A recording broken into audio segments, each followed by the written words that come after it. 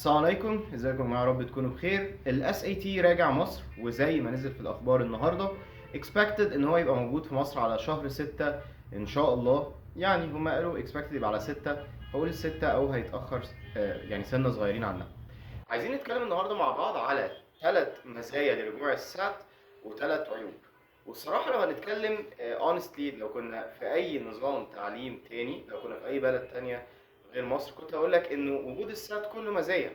لكن نظرا يعني للسيركمستانسز بتاعت تحويل ناس كتير للامريكان سيستم، فمش دايما هيبقى السات احسن قرار تاخده. تعالوا نتكلم على الموضوع ده. لو عايز الخص لك الموضوع في العموم، فان السات ينزل مصر دي هتبقى حاجه، السات كامتحان اصعب من الاي اس تي لكن اعدل بكتير. يعني ايه؟ تعالوا نتكلم الاول على الثلاث مزايا بتوع الاس اي تي.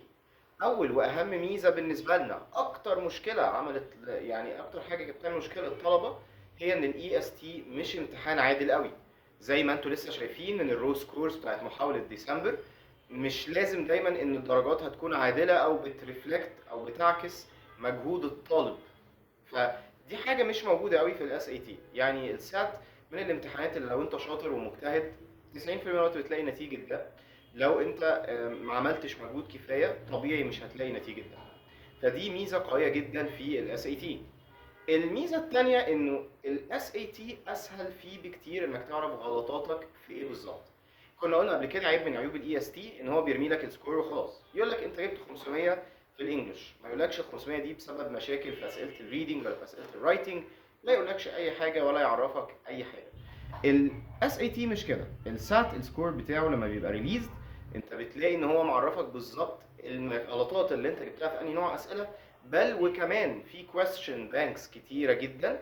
بنك اسئله من الحاجات الموجوده جدا بيبقى كلاسيفاينج الاسئله بالنوع، يقول لك ان ده سؤال كذا في الحته بتاعت الريدنج، او ده سؤال كذا في البورشن بتاعت الرايتنج كده يعني.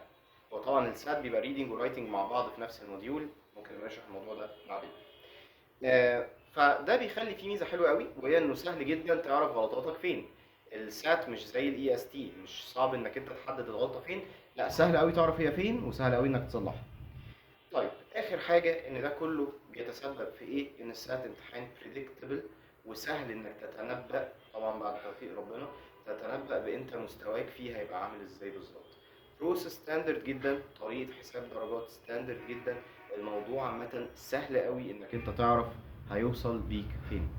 طيب ليه ما بنقولش انه مزايا وخلاص؟ تعالوا نقول العيوب اللي موجوده في رجوع السات مصر.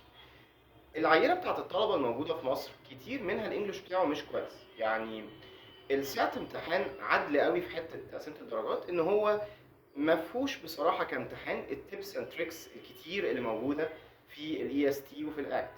الاي اس تي سهل جدا، حتى سكشن الريدنج اللي هو غلس بالنسبه لاغلب الناس تعرف تحل اسئله منه كتير بالافيدنس، انك تطلع ايفيدنس، او انه سؤال تاني انت جبته في القطعه يغششك اجابه السؤال ده.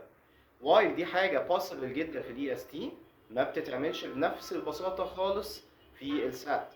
السات بيبقى باراجراف صغير عليه سؤال، باراجراف جديد عليه سؤال. فلو انت مستواك في الانجليش مش متوسط، مش افريج على الاقل، السات بالنسبه لك هيكون اصعب، هيكون ارخم. فدي اول عيب. العيب التاني ان الريشيو بتاع عدد اسئله الاسئله الريدنج بالنسبه لاسئله الرايتنج مختلف. السات يعتبر نسبة أسئلة الريدنج فيه أكبر. أنت عندك الموديول الواحد بيبقى فيه حوالي في العادة يعني 11 12 سؤال بس اللي بيسألوا أسئلة جرامر، والباقي كله بيكون ريدنج. فطبعا يعني دي حاجة مش هتبقى ألطف حاجة للطلبة اللي ما عندهاش مهارات لغة كويسة، أو اللي بتعتمد بشكل كبير جدا على التيبس اند تريكس عشان يحل، اللي ما بيبقاش عارف أو فاهم الإنجليش كويس وإنما بيعتمد على التريكس. طيب وده يخلينا نخش على العيب التاني. احنا زي ما انتوا عارفين الكورس بتاعنا فيه جزء بتاع انجلش فيتنس، او انك تحسن مهارات اللغه بتاعتك. السات هيبقى عايز حد بيحب الموضوع ده وبيشتغل عليه كتير جدا، لان زي ما اتفقنا امتحان مش معتمد على التيبس اند تريكس قوي، وانما معتمد على فهمك للغه ومستواك في اللغه اصلا. فلو انت بتحب تشتغل عشان تبقى تجيب درجه كويسه في السات، لازم تزود الانجلش فيتنس عندك كويس. طبعا يعني كل الحاجات على دي مع بعض بتخلي السات برضو ليه عيوب، مش ابسط امتحان في الدنيا. لكن لو سألتني في العموم انا شايف ان هو يرجع مصر دي حركة كويسة جدا.